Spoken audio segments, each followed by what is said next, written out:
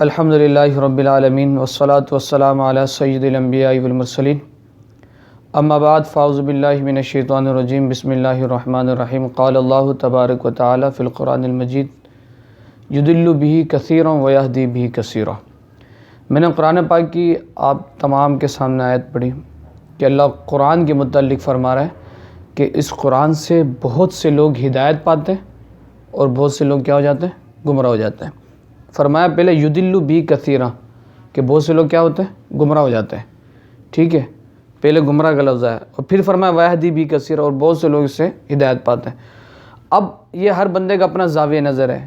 آج جو ہم نے یہ نشست ہماری ہے اور ماشاءاللہ آپ تمام آزاد بیٹھے بھی ہیں، اس کا مقصد میں آپ کو ایک بات بتاؤں، اندر سے دل جلتا ہے، کٹتا ہے کہ جب ایسے لوگ جو دین کا لبادہ اوڑھ کر نا لوگوں کو غلط دین کے ترجمانی کر رہے ہوتے ہیں۔ ابھی میں ایک ویڈیو کلپ دیکھ رہا تھا اور انشاءاللہ اس ویڈیو کے اندر وہ انجینئر مرزا جہلمی کا وہ کلپ کا سائٹ بھی لگ جائے گا، اس کے پیج کا جتنا ہو سکے گا ہمارے ایڈیٹنگ کرنے والوں سے کر بھی لیں گے۔ صحیح مسلم میں حدیث ہے، اللہ اس کتاب کی وجہ سے قوموں کو عروج دے گا اور اس کتاب کی وجہ سے لوگوں کو امتوں کو زوال دے گا، جس کو ڈاکٹر اقبال نے پھر شعر میں کہا، وہ زمانے میں معزز تھے مسلمان ہو کر اور تم خار ہوئے تارک قرآن ہو کر۔ وہ زمانے میں معزز کون؟ صحابہ اہل بیت تابعین تبع تابعین، اور تم خار ہوئے کون؟ اسی، اور صرف اسی نہیں، ساڑھے بزرگ بھی۔ یہ نہ سمجھیے گا، ظاہر آپ تو ہم کہہ سکتے ہیں نا، ڈاکٹر اقبال کے زمانے میں انڈیا پاکستان بنگلہ دیش کے جتنے بابے زندہ تھے، آج تو کہہ سکتے ہیں مر گئے ہیں۔ ڈاکٹر اقبال جب یہ شعر کہہ رہا تھا تم خار ہوئے تارک قرآن ہو کر، تو وہ خار احمد بریلوی صاحب، اشرف تھانوی صاحب، یہ سارے لوگ زندہ تھے اس وقت، انہی کو ہی کہہ رہے تھے نا۔ حتیٰ کہ قرآن کے ترجمے کو بھی گناہ سمجھا گیا۔ یہ تو بہت بعد میں ترجمہ ہوا ہے، پہلا ترجمہ شاہ ولی اللہ دہلوی نے کیا۔ پہلے تو لوگ کہتے ہیں قرآن کا ترجمہ کرنے کی ضرورت نہیں ہے، اور یہاں لوگ کہتے ہیں بزرگوں کی بڑی خدمات ہے۔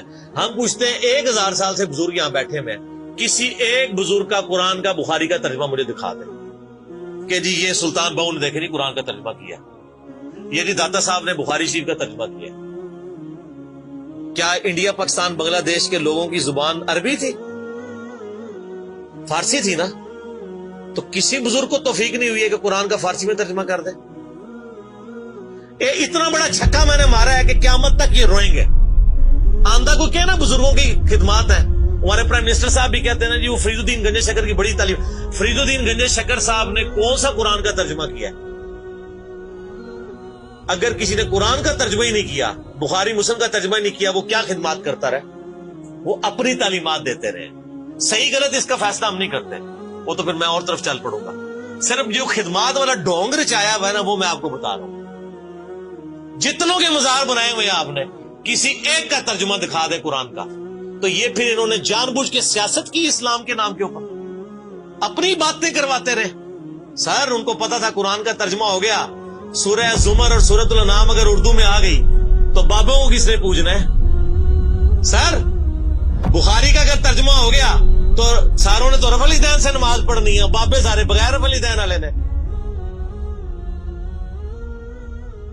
یہ وجہ تھی کہ بڑی شاعری ہے انہوں نے کہ وہ ایک کہہ رہا ہے، ایک شعر پڑھ رہا ہے علامہ اقبال کا، سمجھ ماری بات کیا؟ علامہ اقبال کا شعر پڑھ رہا ہے کیا؟ وہ زمانے میں معزز تھے صاحب مسلمہ، وہ زمانے میں معزز تھے مسلمہ ہو کر اور تم خار ہوئے تارک قرآن ہو کر۔ علامہ اقبال کا یہ شعر پڑھ رہا ہے۔ اچھا، علامہ اقبال کا یہ شعر پڑھ کے سارے بزرگوں کو، اللہ کے ولیوں کو رد کر رہا ہے اور اس انداز کے اندر وہ اللہ کے اولیاء کیا مذاق اڑا رہا ہے، اللہ والوں کو۔ کیا آپ کی سوچ؟ کہتا کیا وہ خار ہوئے اس صف میں تو احمد رضا بھی کھڑے ہو گئے، وہ خار ہوئے اس صف میں تو خواجہ غریب نواز بھی کھڑے ہیں، وہ خار ہوئے اس صف میں تو داتا علی گنج بخش بھی کھڑے ہیں، وہ خار ہوئے اس صف میں تو غوث اعظم بھی کھڑے ہیں۔ معاذ اللہ، اس بندے کا نظریہ دیکھیں، وہ اس انداز میں بات کر رہا ہے۔ میں ذرا اس سے پوچھتا ہوں، لوگ تو ہمارے سن لیتے ہیں نا، ان کو بیچاروں کو، ہمارے سادہ لوگ بندے ہیں، ان کو پتہ ہی کچھ نہیں ہوتا ہے، وہ کہتا ہے کہ ہر جگہ سے دین لے لو۔ یار میں نے ہمیشہ سے ایک بات کی ہے، مجھے بتاؤ تو صحیح، آپ بریانی ہر جگہ سے نہیں کھاتے ہیں، چپل آپ ہر جگہ سے نہیں لیتے، کپڑا آپ ہر جگہ سے نہیں سلواتے، دین ہر جگہ سے لے لو، دین ہر جگہ سے لے لو۔ اور پھر سادہ قسم کے لوگ جو سوشل میڈیا میں یہ اس طریقے سے باتیں کرتا رہتا اور لوگ اس کو سن رہے ہیں، یا جو دین کے خلاف باتیں کر آپ اس کو سنو گے۔ اب آپ دیکھیں کہ جب اس نے یہ لفظ کہا نا، وہ خار ہوئے تارک قرآن کے، اس میں اس نے سارے بزرگوں کو، سارے بزرگ جتنے بھی اللہ والے ہیں ان سب کو اس نے رد کر دیا، اور کہا مار مار کے 80 بزرگ، تسی بزرگ بھی ادھر آ گئے، یہ سارے اس کے الفاظ ہیں۔ کیا سلطان بہاؤالدین نے کون سا ترجمہ کیا قرآن کا؟ داتا نے کون سا ترجمہ کیا قرآن کا؟ جتنوں کے مزار ہیں نا، ایک کا بھی ترجمہ دکھا دو۔ کہنے لگا کہ بھائی اتنا بڑا چھکا مارا ہے نا میں نے، قیامت تک ان کو یاد رہے گی۔ میں بھی کہتا ہوں تو نے چھکا کیا مارا ہے؟ تو یہ مارے گا، تو ہے ہی چھکا، سیدھی سی بات ہے، ان کے تو کام یہی ہے۔ میں پوچھتا ہوں تو نے علامہ اقبال کا قول نقل کیا، علامہ اقبال کا شعر نقل کیا، ذرا پھر لگانا فتویٰ علامہ اقبال میں بھی، علامہ اقبال نے کون سا قرآن کا ترجمہ کیا ہے؟ میں سادہ لوگوں سے مخاطب ہوں، یہ جو بیچارے اس کے واہ واہ کر رہے ہوتے ہیں نا، شیئر کر رہے ہوتے ہیں، اس نے علامہ اقبال کا، آپ جا کے ویڈیو سرچ کر سکتے ہیں، اس نے علامہ اقبال کا یہ شعر نقل کیا، تم خوار ہوئے تارک قرآن ہو کر۔ مجھے بتاؤ علامہ اقبال نے کون سا قرآن کا ترجمہ کیا؟ یار بیوقوف آدمی ہے، شاعر کا مدعا نہیں سمجھتا، شاعر مخاطب کس سے؟ اتنا بڑا جاہل آدمی ہے، اس کو یہ نہیں پتا کہ علامہ اقبال مخاطب کس سے؟ عام لوگ مسلمانوں سے مخاطب ہے، علماء سے مخاطب ہے، اولیاء سے مخاطب ہے، سجادہ نشینوں سے مخاطب ہے؟ نہیں۔ پھر میں ایک بات کہتا ہوں، بتا امام بخاری نے تو کوئی قرآن کا ترجمہ نہیں کیا؟ ہاں بھائی، کوئی قرآن کا ترجمہ کیا؟ امام بخاری نے بھی نہیں کیا، تو اس کا مطلب امام بخاری بھی خار ہو گیا، معاذ اللہ ثم معاذ اللہ، اس کے نظریے کے مطابق، اس کے سوچ کے مطابق۔ امام مسلم نے بھی کوئی قرآن کا ترجمہ نہیں کیا، پھر امام مسلم بھی معاذ اللہ ذلیل و رسوا ہو گئے اور خوار ہو گئے ہیں۔ امام صاحب ابو داؤد نے بھی نہیں کیا، تو پھر امام اعظم ابو حنیفہ نے نہیں کیا، تو پھر شرم نہیں آتی ہے اس طرح کی بات کرتے؟ پھر کہتا ہے کیا، اگر کسی نے قرآن کا ترجمہ نہیں کیا تو وہ کیا خدمت کرتا رہا؟ وہ کیا خدمت کرتا رہا؟ وہ تو اپنی تعلیمات دیتا رہا۔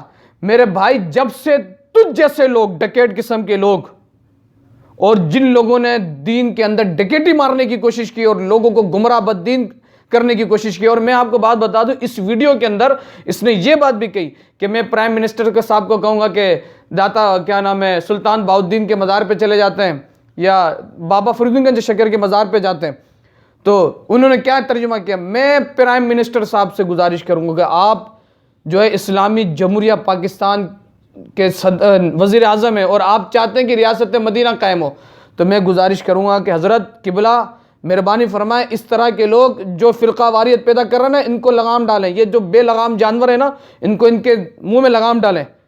ہاں، یہ اس طریقے سے بے لگامی نہ کریں اور دین کو بدنام کرنے کی کوشش نہ کریں۔ اور میں آپ کو بات بتا دوں، ایک سیدھی سی بات آپ یہ سمجھ لیں، قرآن کا ترجمہ، اب پھر ایک یہ بات کہتا ہے کہ اس وقت تو فارسی تھے، تجھ سے بزرگ کدھر گئے؟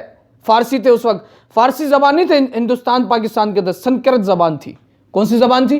سنسکرت زبان تھی۔ آپ اٹھا کے دیں کہ تم نے پڑھا نہیں ہے میرے بھائی، جو تمہاری مرضی آتی تم وہ باتیں کرنے لگ جاتے ہو، ایسا نہیں ہے۔ اور اگر تو نے اس صف میں کہا کہ اس صف میں تو احمد رضا بھی کھڑے ہیں، اس صف میں تو یہ بھی کریں، تو ذرا پڑھ کے دیکھ ترجمہ کنز الایمان لکھنے والے کون ہیں؟ اعلیٰ حضرت امام رضا خان بریلوی رحمۃ اللہ تعالی علیہ۔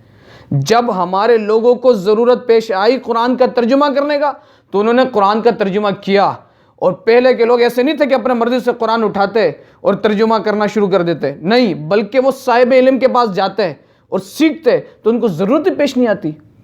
اور ہم نے یہ کب کہا کہ ترجمہ کوئی بھی مرضی ترجمہ کر لے؟ تو ایسا نہیں ہے، جو بزرگوں کی جو خدمت ہے وہ ہے۔